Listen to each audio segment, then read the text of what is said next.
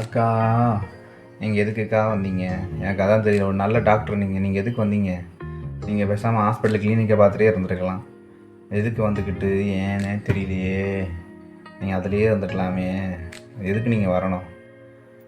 நீங்கள் வந்து என்ன என்ன எனக்கு புரியலைக்கா. நீங்கள் இங்கே வந்து எனக்கு தெரிஞ்சு என்ன சொல்கிறது, நீங்கள் வந்து ஒரு கட்சியை வந்து சேர்ந்தீங்கன்னா நல்லதெல்லாம் பண்ண முடியாது.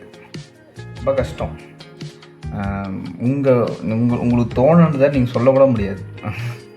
அதனால் அட்லீஸ்ட்டு அந்த ஹாஸ்பிட்டல் வேலையை பார்த்துட்டு 4 பேர் வைத்தியம் பார்த்து புண்ணியமாச்சும் கிடச்சிருக்கும். என்ன மக்களே, நான் சொல்கிறது கரெக்டு தானே?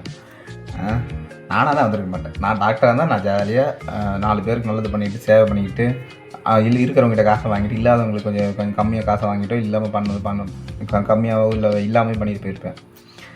சரி, எனிவே அது அவங்க இஷ்டம்.